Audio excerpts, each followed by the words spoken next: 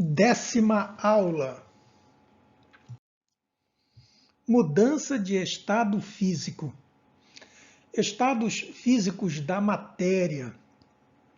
Já estudamos que toda matéria é composta de partes menores, átomos ou moléculas, e que o grau de agregação entre elas pode variar. Na natureza, podemos encontrar basicamente 3 estados da matéria: sólido, líquido ou gasoso, que é o gás ou vapor. Cada um dos 3 estados físicos da matéria apresenta características próprias que podem ser alteradas quando cedem ou recebem calor. O estado sólido apresenta os átomos ou moléculas regularmente dispostos e com baixa mobilidade, pois as forças de coesão, atração, entre eles, são de grande intensidade. Os corpos sólidos têm forma e volume bem definidos. No estado líquido, as forças de coesão têm menor intensidade e os átomos apresentam maior mobilidade. Apesar disso, os líquidos apresentam volume definido pelo recipiente que os contém. No estado gasoso, as forças de coesão entre as moléculas são de pouca intensidade, o que causa um elevado grau de mobilidade. A forma e o volume no estado gasoso não ficam definidos. O gás ocupa todo o volume do ambiente no qual está encerrado. Quando uma substância muda de estado físico, ocorrem alterações em suas características macroscópicas e microscópicas, arranjo das moléculas. Mas não se modifica a sua composição. Por exemplo, a água, tanto sólida quanto líquida ou gasosa, apresenta em sua constituição moléculas formadas de 2 átomos de hidrogênio e 1 de oxigênio. Verifica-se experimentalmente que a mudança de estado de uma substância pura sempre ocorre a temperatura constante, que depende da pressão a que está submetida e de sua natureza. Nos esquemas abaixo, as esferas vermelhas representam o átomo de oxigênio e as brancas, os átomos de hidrogênio. Representação sem proporção e em cores fantasia. Figura 1. Nesse esquema está representado o estado sólido da água. Na figura 2, nesse esquema está representado o estado líquido da água. Figura 3. Nesse esquema está representado o estado gasoso da água. Resumidamente, a fusão é a passagem do estado sólido para o líquido.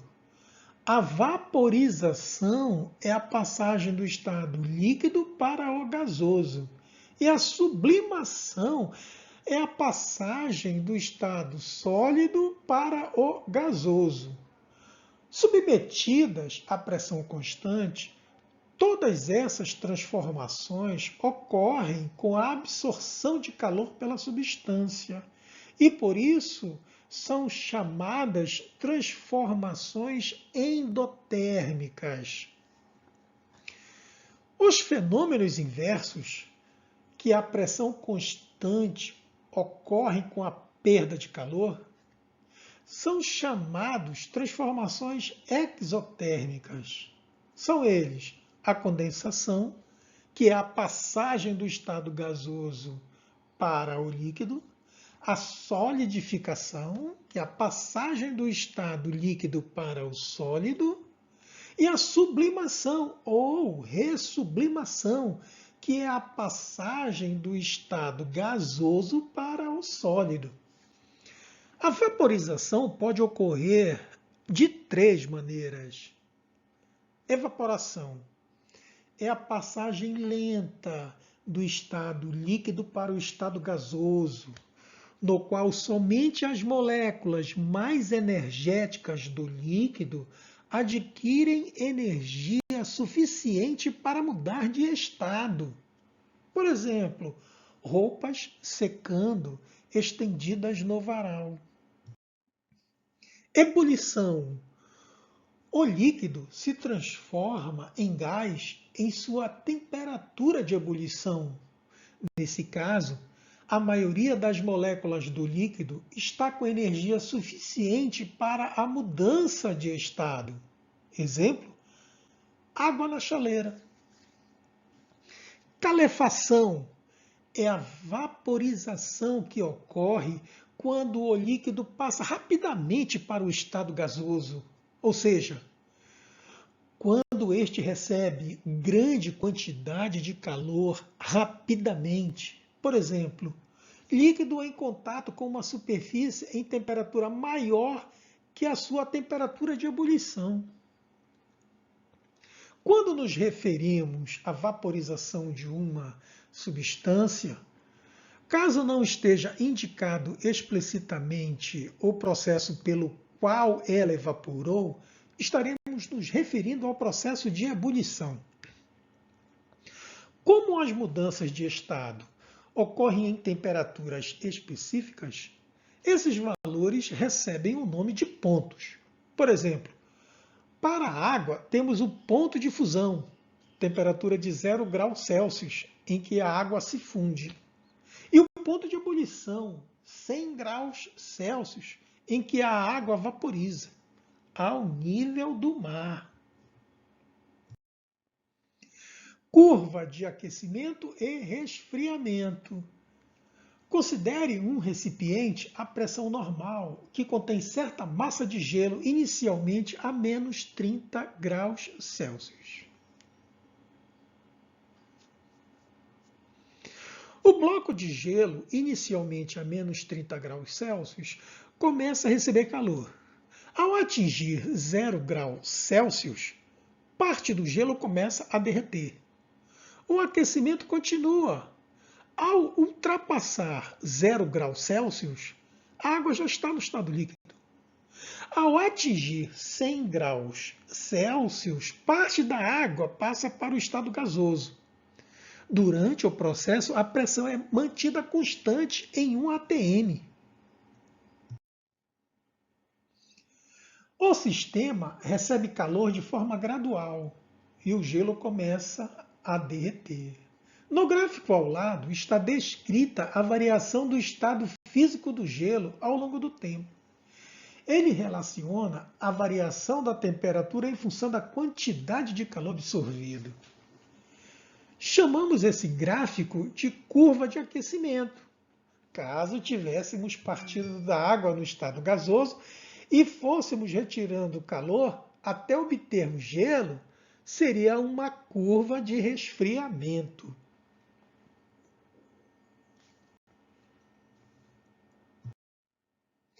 Observe que, durante as mudanças de estado físico, sólido, líquido, líquido gasoso, a massa de gelo continua recebendo calor, porém não ocorre mudança de temperatura.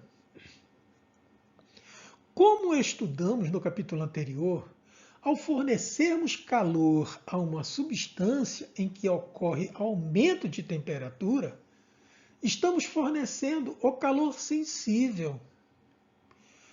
Observamos isso nas etapas do gráfico, dadas pelas linhas vermelha, amarela e azul escura, nas quais o gelo se encontra, respectivamente, nos estados sólido, líquido e gasoso. Já nas etapas azul clara e verde, a massa recebeu calor, porém sem variar a temperatura. Chamamos esse calor de calor latente, que será discutido a seguir. Calor latente. O calor trocado por uma substância por unidade de massa durante a mudança de estado físico é denominado calor latente. Esse calor é característico para cada substância e para a correspondente mudança de estado físico. Conceitualmente, podemos dizer que calor latente, L, é a quantidade de calor que uma unidade de massa de determinada substância deve receber ou perder para sofrer uma mudança de estado físico. Algebricamente, temos L, que é o calor latente, é igual a Q, que é a quantidade de calor, dividido pela massa. Para um corpo de massa m, na temperatura de mudança de estado, o calor Q necessário para que essa transformação ocorra é dada por Q igual a m vezes L. Do modo geral, uma substância cristalina, ao se fundir, aumenta de volume. Para uma maior pressão exercida sobre o sólido, aumenta a dificuldade de esse sólido se expandir, aumentar de volume. E será necessária uma maior temperatura para que a fusão ocorra. Assim, a temperatura de fusão de uma substância depende da pressão externa a qual ela está submetida, de forma que, quanto maior a pressão, maior a temperatura de fusão. Para as poucas substâncias que diminuem de volume ao se fundir, o aumento de pressão diminuirá a temperatura de fusão. A vaporização e as outras mudanças de estado também dependem da pressão exercida. O funcionamento da panela de pressão é embasado por esse princípio. Sabemos que a temperatura de ebulição da água, a pressão de 1 atm, é 100 graus Celsius. Por ser bem vedada, a pressão interna na panela de pressão fica maior que a pressão normal. Sendo maior a pressão, maior será a temperatura em que ocorrerá a ebulição. Consequentemente, com a mudança de estado da água, ebulição, que ocorre a uma temperatura maior, o tempo de cozimento será reduzido, pois o alimento ficará em contato com água em temperatura acima dos 100 graus Celsius. Na tabela abaixo, relacionamos o calor latente e a temperatura de fusão e vaporização de algumas substâncias à pressão normal 1 atm. Nessa figura, a panela de pressão possui pressão interna maior que a externa, o que reduz o tempo de cozimento dos alimentos. Temperaturas e calores de fusão e vaporização de algumas substâncias.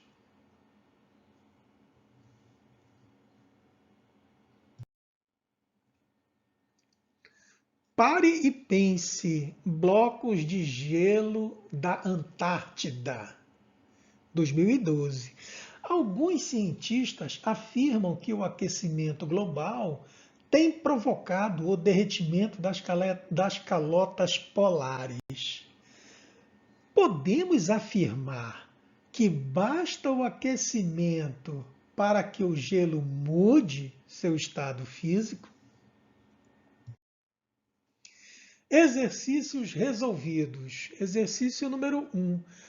Calcule a quantidade de calor necessária para converter 40 gramas de álcool etílico, que está a uma temperatura de 79 graus Celsius, do estado líquido para o estado gasoso.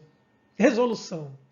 Consultando a tabela da página 61, temos que o álcool etílico vaporiza a 78,3 graus Celsius e o seu calor latente de vaporização é LV igual a 204 calorias por grama. Assim, calor recebido, ou calor, a quantidade de calor Q é igual a massa vezes o calor latente. Q é igual a 40 vezes 204. Efetuando essa multiplicação, encontramos a quantidade de calor. 8.172 calorias. Exercício número 2. Calcule a quantidade de calor necessária para converter totalmente 80 gramas de água a 18 graus Celsius em vapor de água a 120 graus Celsius. Dados: calor específico da água líquida, 1 caloria por grama graus Celsius, e calor específico do vapor de água, 0,5 caloria por grama graus Celsius. Resolução: para levar a água à temperatura de vaporização, ela deve receber certa quantidade de calor sensível, dada por quantidade de calor é igual a M vezes calor específico vezes variação de temperatura. Então, Q1 é igual a 80 vezes 1, entre parênteses, 100 menos 18. Fazendo essa multiplicação, encontramos a quantidade de calor, 6.560 calorias. Muito bem. Para transformar a água a 100 graus Celsius em vapor à mesma temperatura, temos quantidade de calor é igual a massa vezes calor latente. Quantidade de calor é igual a 80 vezes o calor latente. 539,6. Efetuando a multiplicação, encontramos que é igual a 43.168 calorias.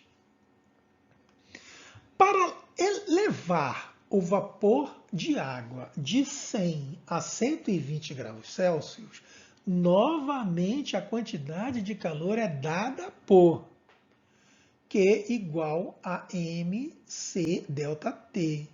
Substituindo as letras por números, quantidade de calor é igual a 80 vezes 0,5 vezes, entre parênteses, 120 menos 100. Efetuando essa multiplicação, encontramos quantidade de calor é igual a 800 calorias.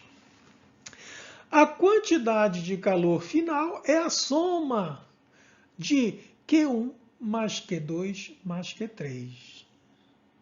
Quantidade de calor final será igual a 6.560 mais 43.168 mais 800. Quantidade de calor é igual a 50.528 calorias. Exercício de número 3. Uma peça de 40 gramas de massa, inicialmente no estado sólido, absorve uma quantidade de calor Q e sofre a transformação representada pelo gráfico abaixo.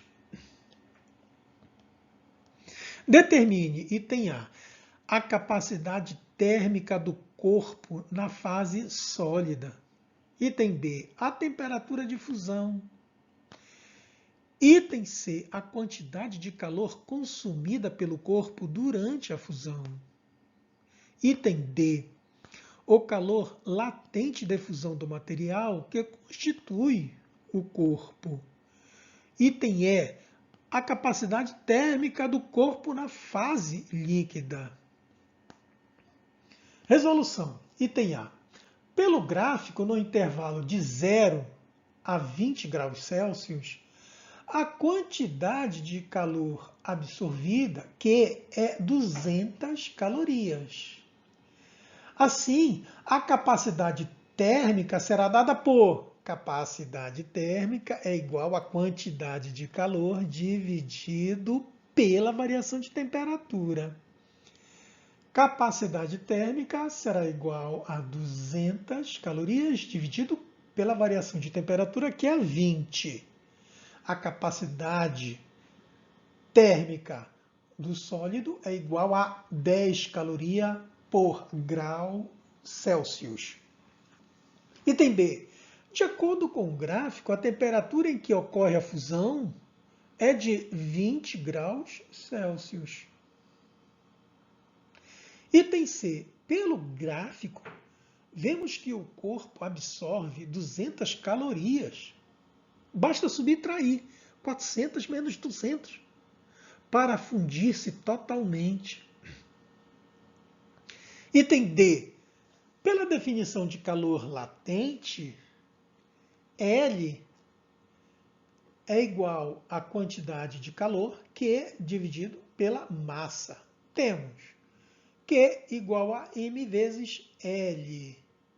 Q é 200, igual a massa, que é 40, vezes o calor latente de fusão. Fazendo essa divisão, encontramos que o calor latente de fusão é igual a 5 calorias por grama. Item E. Capacidade térmica do corpo na fase líquida. Pelo gráfico, no intervalo de 20 graus Celsius a 40 graus Celsius, a quantidade de calor Q recebida pelo corpo é 300 calorias. E a capacidade térmica é igual à quantidade de calor dividido pela variação de temperatura. Capacidade térmica é igual a 300 dividido por 20. Capacidade térmica do líquido é igual a 15 calorias por graus Celsius.